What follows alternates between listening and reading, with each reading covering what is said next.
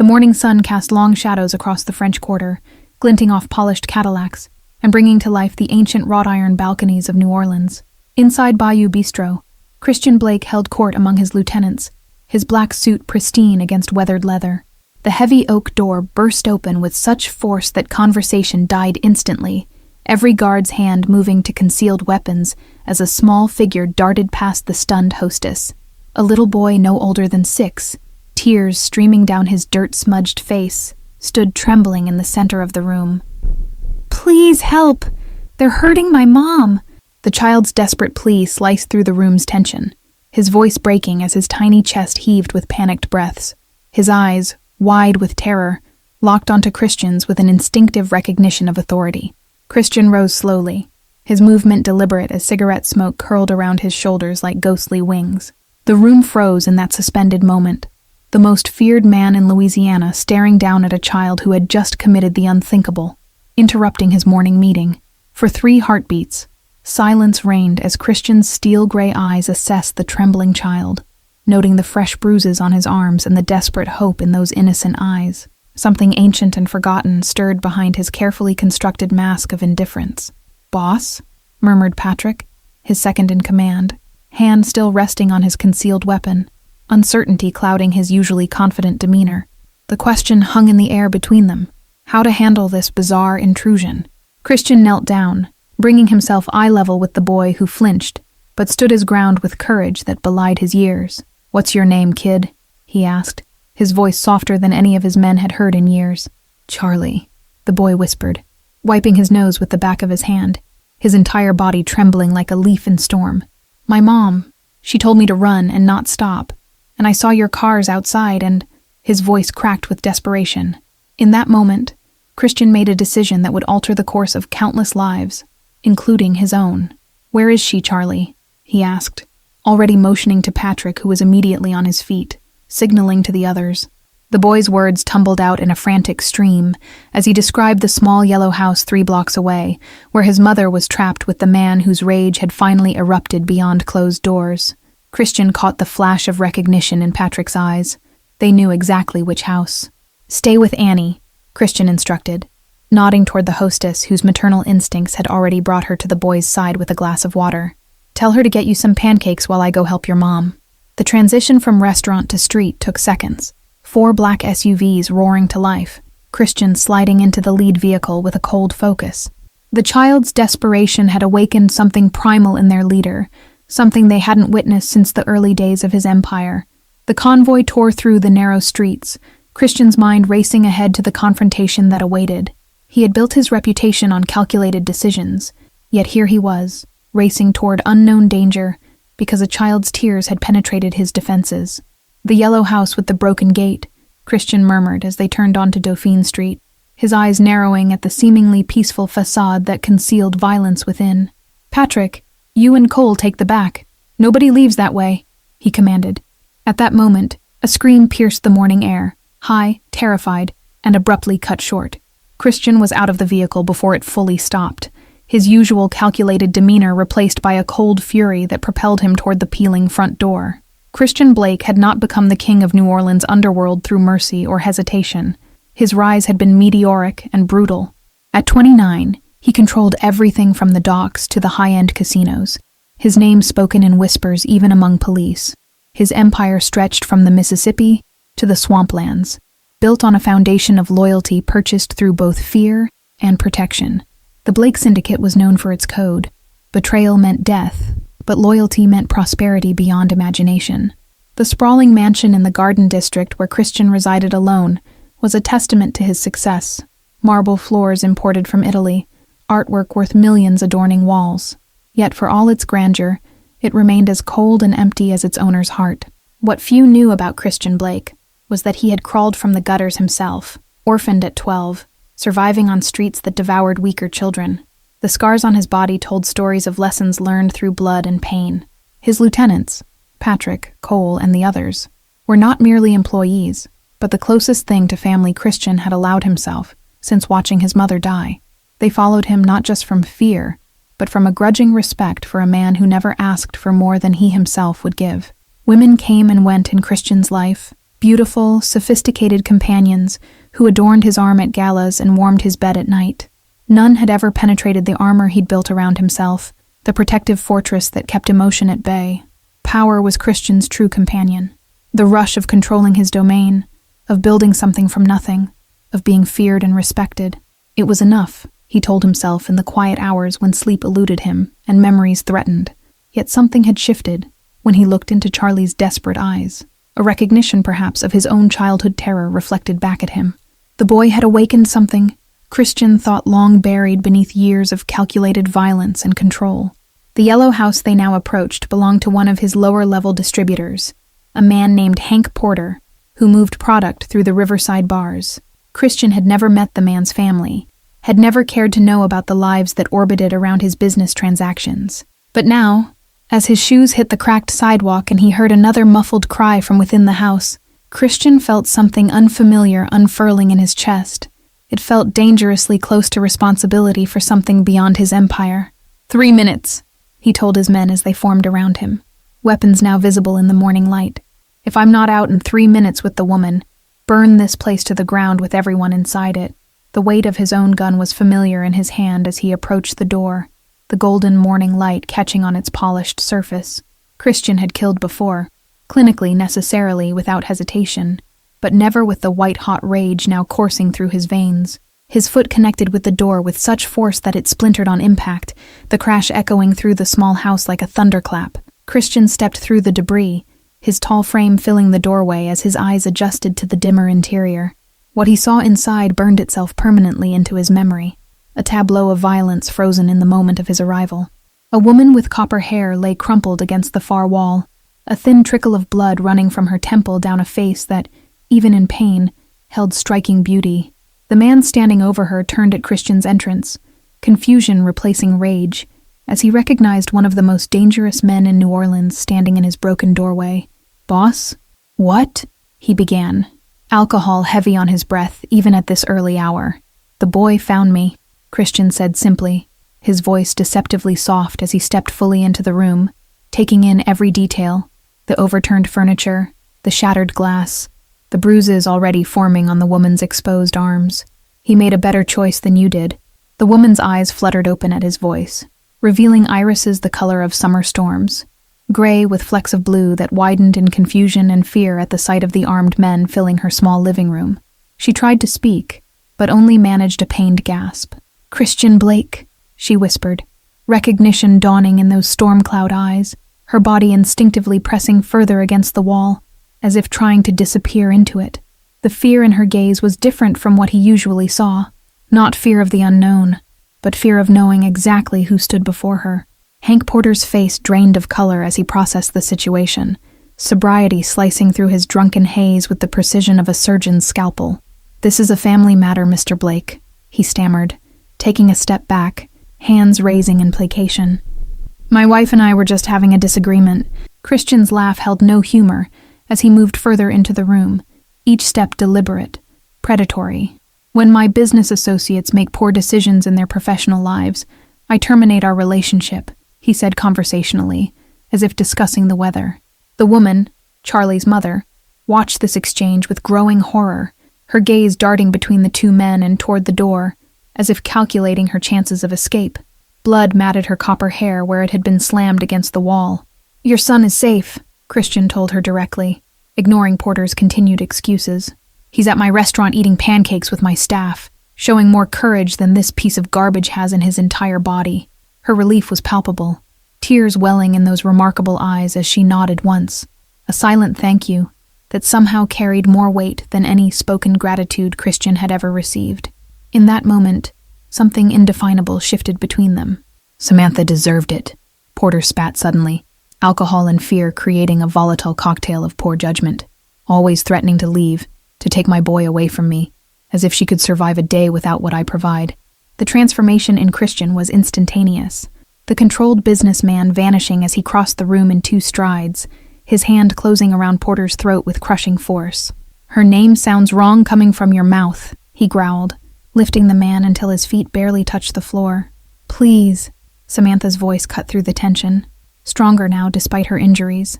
"Not in front of Charlie," she pleaded, looking toward the doorway with fear in her eyes. Before realizing her son wasn't there, Christian released Porter with a disgusted shove, watching him crumple to the floor, gasping for breath. "Pack whatever you need," he told Samantha, his tone brooking no argument. "You and your son are coming with me." Her hesitation was brief, but noticeable. The devil she knew versus the devil she didn't. But the thought of Charlie seemed to decide her. She rose shakily to her feet, dignity somehow intact, despite her torn dress and bruised skin. "If you touch her again, if you attempt to contact her or the boy, if you so much as speak their names," Christian addressed Porter in a voice like winter frost, "what happens to you will become a cautionary tale whispered throughout this city for generations." As Samantha gathered a few belongings with trembling hands, Christian watched her with a curiosity he couldn't explain. She moved with a grace that transcended her circumstances, a resilience that spoke of years enduring what no one should have to endure. Patrick opened the car door as Christian approached with Samantha, leaning slightly against his arm, her small suitcase clutched in her free hand. The lieutenant's face remained impassive, but his eyes held questions about this unprecedented deviation from their normal operations. "We'll go directly to the estate," Christian instructed as he helped Samantha into the vehicle, noting how she winced when her back touched the leather seat. "Call Dr. Hammond and have him meet us there within the hour." The journey through New Orleans passed in tense silence, Samantha staring out the window at the city transforming from the working-class neighborhoods to the opulent garden district. Her face reflected in the tinted glass showed a woman struggling to process the sudden upheaval of her world. Christian studied her covertly during the drive, the quiet dignity in her posture despite obvious pain, the protective way she clutched the small bag containing the only possessions she deemed worth saving. No wedding ring adorned her finger, he noticed, though her skin bore the telltale mark of one recently removed. The Blake estate emerged from behind ornate iron gates that opened automatically as their convoy approached, revealing manicured gardens surrounding a colonial mansion that spoke of old money and power. Samantha's sharp intake of breath was the only indication of her surprise at the grandeur. "Charlie is already here," Christian informed her as the car came to a stop at the grand entrance.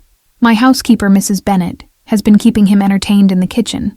Apparently he's quite fond of chocolate chip cookies." Relief softened Samantha's features momentarily before wariness returned, her storm cloud eyes meeting Christian's directly for the first time. "Why are you doing this?" she asked quietly, her voice carrying neither accusation nor gratitude, merely a genuine desire to understand. The question caught Christian off guard. Straightforward inquiries about his motives were rare in his world of calculated moves and countermoves. "Your son showed extraordinary courage coming to find help," he answered simply, offering his hand to help her from the car. Charlie's excited cry of, "Mom!" cut through the formal atmosphere as they entered the marble foyer, the boy running from the direction of the kitchen with chocolate smeared across one cheek. He stopped short at the sight of his mother's injuries, his small face crumpling with a mixture of relief and renewed distress. Samantha dropped to her knees despite the pain it clearly caused her, gathering her son into a fierce embrace that spoke volumes about their bond. "You were so brave, my little knight," she whispered into his hair, tears finally breaking through her composed exterior. Christian watched this reunion with an unfamiliar tightness in his chest, suddenly feeling like an intruder in his own home.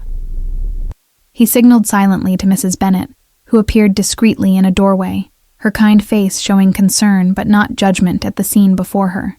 "Please show Mrs. Porter and Charlie to the East Wing guest suite," he instructed, deliberately using the formal title despite knowing from Samantha's earlier reaction that she likely didn't consider herself married anymore. "Dr. Hammond will be arriving shortly to check on our guests." Charlie looked up at Christian with those same brave eyes that had captured his attention in the restaurant, though now they held something new, a child's simple trust that pierced through layers of hardened cynicism. "You saved my mom, just like you said you would," he stated with absolute certainty. Samantha rose shakily, keeping her son close against her side as she faced Christian. "We can't stay here," she said softly, though the statement lacked conviction, as her eyes darted toward the impressive staircase that led to security she hadn't known in years. "You can and you will, at least until we determine your next steps," Christian replied, his tone leaving no room for argument, though his words were carefully chosen. "Your safety is now my concern, whether that fits into your plans or not." Dr. Hammond's examination revealed the extent of Samantha's injuries: 3 cracked ribs, a mild concussion, and numerous contusions in various stages of healing that told a story of ongoing abuse. His grim expression as he exited the guest room spoke volumes to Christian, who waited in the hallway. "This isn't the first time she's been hurt, and some injuries never properly healed," the doctor reported quietly, packing away his equipment with methodical precision. "She needs rest, proper nutrition, and time away from whoever did this to her." Christian nodded, a muscle working in his jaw as he processed this information. "She'll have everything she needs here," he assured the doctor, already mentally cataloging the resources required to ensure both mother and son could recover without worry. Later that evening, after Charlie had fallen asleep in the adjoining room of their suite, Christian found Samantha standing on the private balcony, overlooking the illuminated gardens. Fresh bruises bloomed against her pale skin, contrasting sharply with the elegant silk robe Mrs. Bennet had provided. "Porter wasn't just my distributor," Christian stated without preamble, watching how Samantha's shoulders tensed at the mention of her abuser. "He also had connections to rival organizations that have been encroaching on my territory. Connections he kept hidden from me." She turned slowly, moonlight casting her features in silver and shadow. "Is that why you intervened?" she asked, no accusation in her tone. Merely a woman seeking to understand her current circumstances. "Because he betrayed your business interests?" Christian considered lying. It would be simpler, cleaner, maintaining the emotional distance he preferred. But something in those storm cloud eyes demanded honesty. "I intervened because your son reminded me of someone I once knew," he admitted, surprising himself with the truth. Samantha nodded slowly, accepting this answer as she wrapped her arms around herself in a protective gesture. "Charlie has always seen the best in people, even when there's little good to find," she said softly, her gaze returning to the moonlit garden. "How did you know who I was?" Christian asked, recalling her recognition when he'd entered her home. "Most people in this city know my name, but few would recognize my face immediately." A bitter smile touched her lips briefly as she traced a pattern on the stone balustrade. "Before Charlie, I worked as a paralegal for Westbrook and Associates. They handled several cases involving businesses that paid protection to your organization," she explained. This revelation surprised Christian. Westbrook was one of the most prestigious law firms in Louisiana, representing wealthy clients and corporate interests. "That's quite a fall from paralegal to—" He trailed off, unwilling to put into words the situation he'd found her in. "To battered wife of a low-level drug dealer?" Samantha finished for him, a spark of defiance flaring through her exhaustion. Porter was a client at the firm, charming, attentive, everything a lonely single mother thought she wanted in a partner. The pieces began to align in Christian's mind as he leaned against the doorframe, keeping a respectful distance. "He targeted you for your access to information about our operations," he concluded, watching her face carefully for confirmation. Samantha nodded, tears gathering but not falling. "By the time I realized what he was doing, he had isolated me completely from friends and colleagues, convinced my former boss I was stealing client information," she said quietly, her voice steady despite the emotion behind it. "When did the abuse begin?" Christian asked, though he suspected he already knew the answer. Men like Porter followed predictable patterns: charm, isolation, control, and finally violence when other methods of domination proved insufficient. "The first time he hit me was the day I tried to leave with Charlie," she answered, one hand unconsciously rising to her cheekbone where a faded scar was barely visible beneath her makeup. "He made it clear that if I ever tried again, he would take Charlie from me permanently." Christian felt cold fury rise within him at this confirmation, but kept his expression neutral. "And the rival organization he was feeding information to?" he prompted, needing to understand all dimensions of this situation that had so unexpectedly entangled with his own. "The Cardona family from Miami," Samantha revealed, her voice dropping to nearly a whisper as if the name itself might summon danger. "I found correspondence. They're planning something big, using Porter as their entry point into New Orleans." Days stretched into weeks at the Blake estate, spring blossoming across the gardens as Samantha's visible wounds began to heal. Charlie adapted to their new environment with the resilience of childhood, quickly becoming a favorite among the staff, who had never heard childish laughter echo through the austere halls. Christian found himself increasingly drawn to the East Wing where his unlikely guests resided, initially justifying these visits as security briefings about the Cardona threat. Samantha's insights into Porter's connections proved invaluable, her analytical mind impressing even Patrick, who rarely approved of civilian involvement. The first time Christian heard Samantha laugh, a genuine sound of amusement when Charlie demonstrated his newly acquired skill of balancing spoons on his nose at breakfast, something shifted irreversibly in his carefully constructed worldview.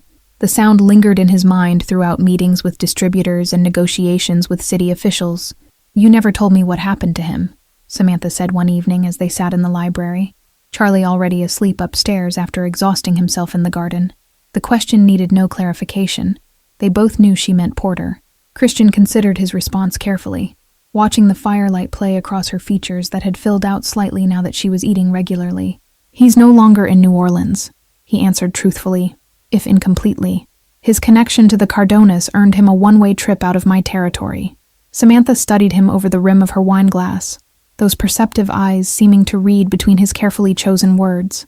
"I should feel something about that. Fear, guilt, satisfaction. But I feel nothing except relief that he can't find us," she confessed. "The capacity to feel nothing for those who've hurt you is a survival skill," Christian responded, thinking of his own emotional detachment that had served him well over years of building his empire. Some would call it a strength. The subtle shake of her head surprised him as she set down her glass.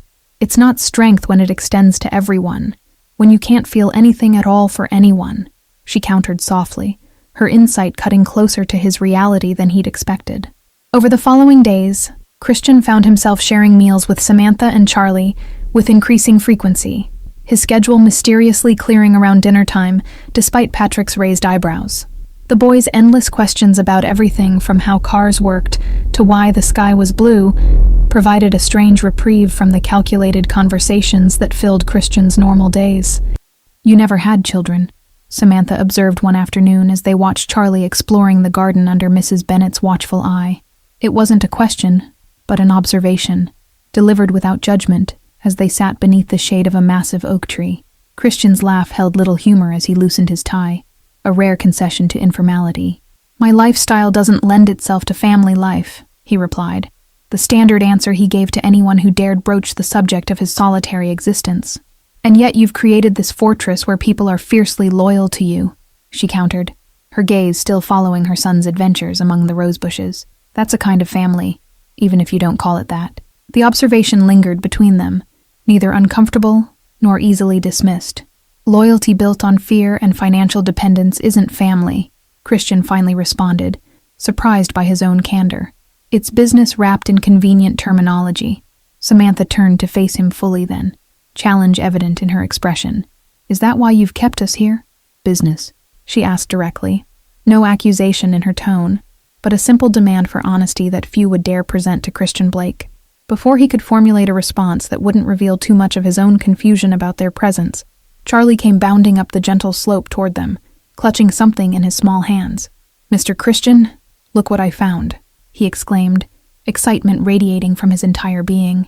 Christian leaned forward as the boy opened his cupped hands to reveal a tiny, brilliantly blue butterfly resting on his palm. "It's a blue morpho," Christian identified automatically, surprising both himself and Samantha with this unexpected knowledge. "They're not native to Louisiana. It must have escaped from the botanical gardens." "It's the exact same color as your eyes," Charlie announced to his mother with the certainty of childhood, transferring the delicate creature to Samantha's outstretched hand.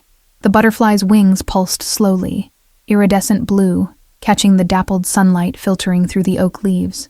The butterfly moment beneath the oak tree marked a turning point, a brief interlude of genuine connection that Christian found himself unwilling to dismiss as meaningless. That night, he reviewed security footage from the estate perimeter with unusual personal attention, the threat from the Cardona family suddenly feeling more immediate. Patrick arrived at dawn with news that confirmed Christian's growing unease.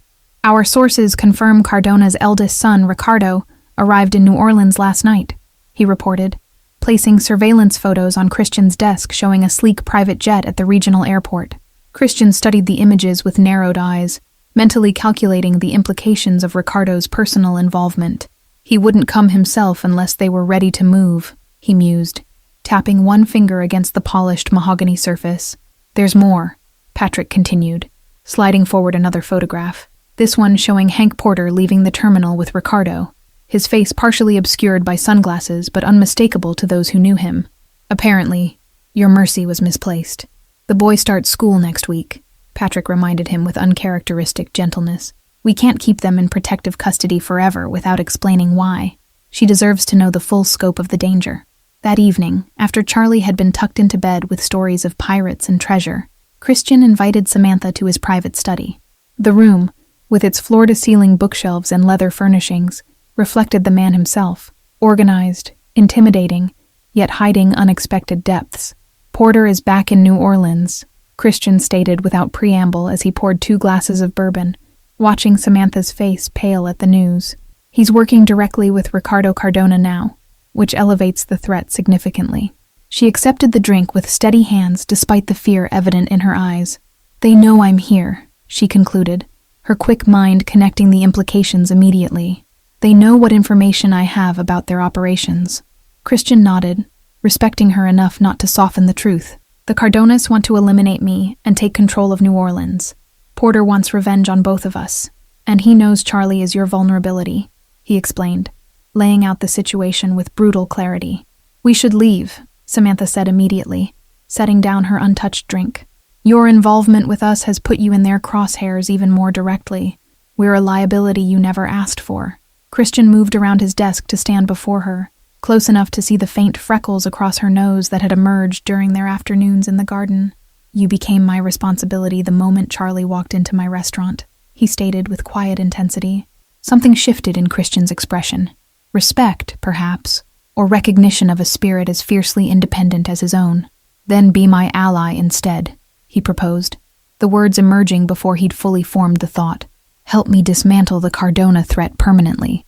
Surprise flickered across Samantha's features, followed by cautious interest. "What exactly are you suggesting?" she asked, studying him with the analytical mind that had made her a valued paralegal before Porter had systematically dismantled her career. "You have insider knowledge about Porter's connection to the Cardonas, legal training, and a perspective my organization lacks," Christian explained, warming to the idea as he spoke. "Together, we can create a strategy they won't expect from a man they believe operates solely through force." Samantha considered this proposition, conflict evident in her expression. "And Charlie?" she asked, her primary concern never wavering regardless of the circumstances. "He deserves a normal life, not one surrounded by danger and criminal enterprises. Charlie deserves to grow up safe, with a mother who isn't looking over her shoulder for the rest of her life," Christian countered gently. "Helping me means ensuring that future for both of you. One decisive action instead of a lifetime of running." The truth of his words registered in her eyes as Samantha rose from her chair, moving to the window that overlooked the moonlit garden, where earlier that day, her son had played without fear for the first time in years. "What's your plan?"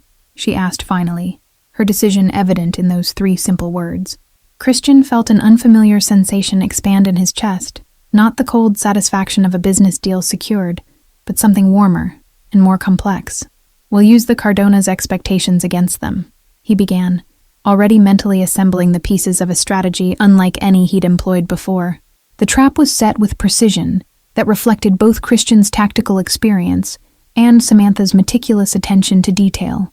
The abandoned warehouse on the riverfront had once served as a transfer point for Christian's organization, but had been strategically leaked as his current base of operations.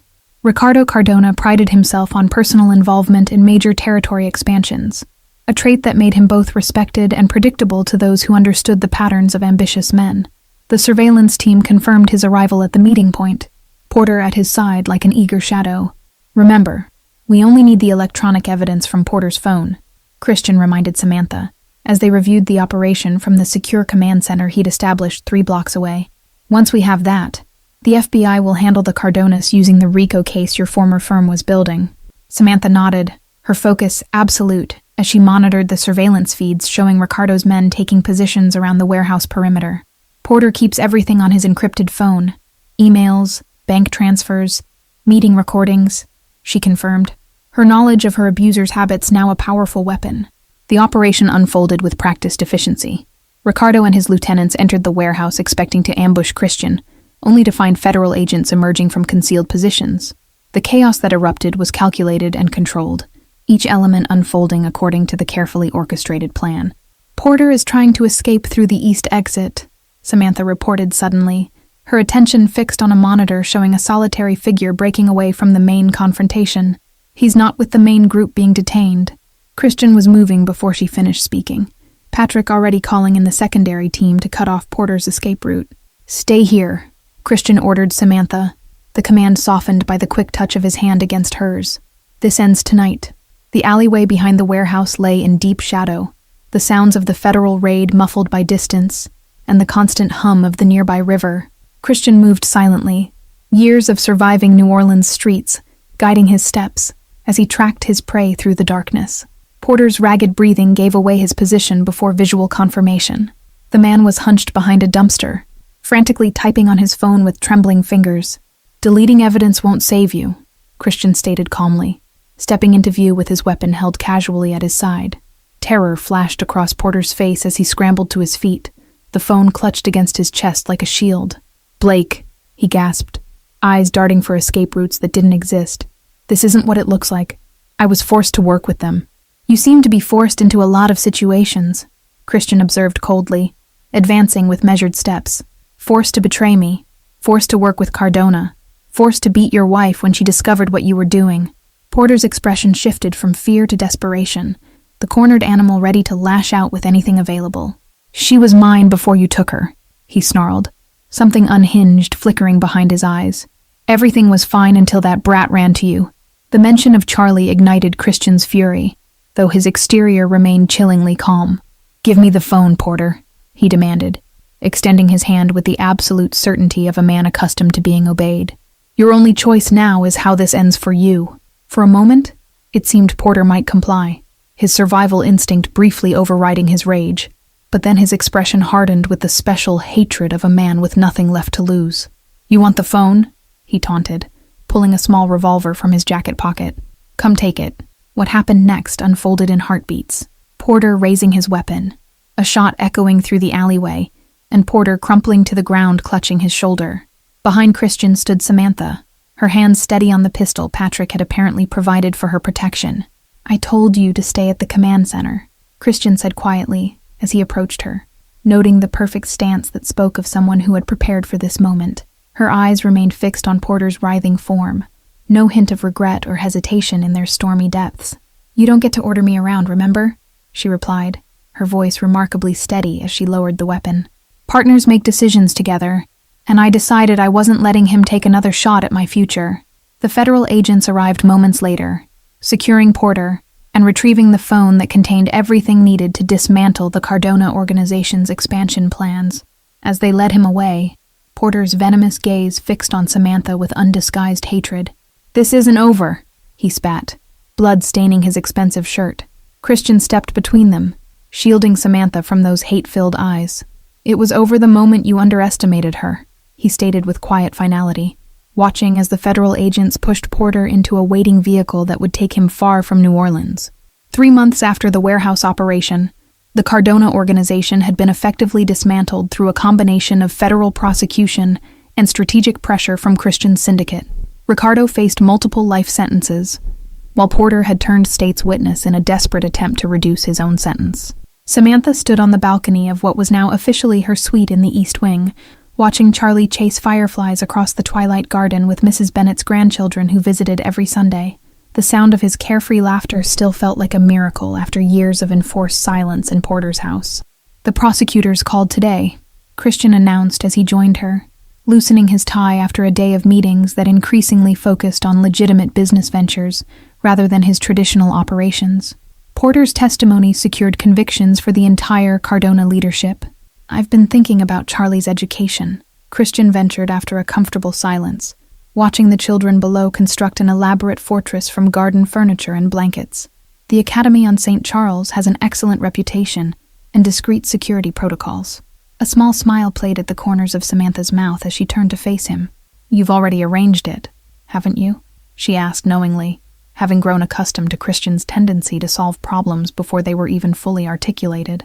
"I may have had a preliminary discussion with the headmaster," he admitted with the faintest hint of sheepishness that only she ever witnessed. "But the final decision is yours, as always." The "as always" hung between them, an acknowledgement of the careful boundaries they had established, the respect for autonomy that formed the foundation of whatever this was becoming.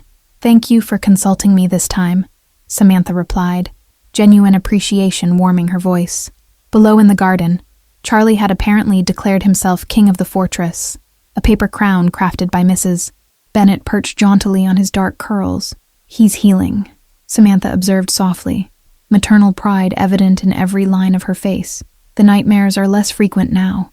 Christian nodded, remembering the early weeks when Charlie's terrified screams had echoed through the mansion at 3 a.m, bringing both of them running to comfort the boy who feared his father had returned. Children are remarkably resilient when given safety and stability. And what about their mothers? Samantha asked, turning to face Christian fully, the question layered with meanings neither of them had dared to directly address in the months following the warehouse confrontation. Are they resilient too? Christian studied her face in the fading light, the strength that had drawn him from the beginning, now complemented by a confidence that came from reclaiming her own power. I think they're the most resilient of all, he answered honestly, allowing himself to truly see her. Samantha set down her wine glass, her movements deliberate as she closed the distance between them. I've made a decision, she stated, the directness that he had come to appreciate evident in her tone. About our arrangement here.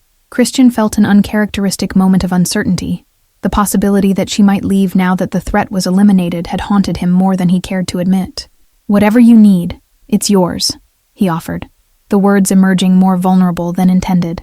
What I need, she began, her storm cloud eyes holding his with unwavering intensity, is to stop pretending that what's between us is merely convenient, or strategic, or temporary. The admission hung in the air between them, neither a question nor a demand, but a simple truth finally acknowledged. Samantha, Christian breathed her name like something precious, his carefully maintained control wavering for perhaps the first time in his adult life. I'm not asking for promises or declarations, she continued, her practical nature asserting itself even in this moment of emotional honesty. I'm simply acknowledging what's already here, something neither of us planned but both of us built, day by day. Christian reached for her then, his touch gentle as he traced the line of her jaw with fingers that had ordered deaths and built empires, but now trembled slightly at this far more consequential contact.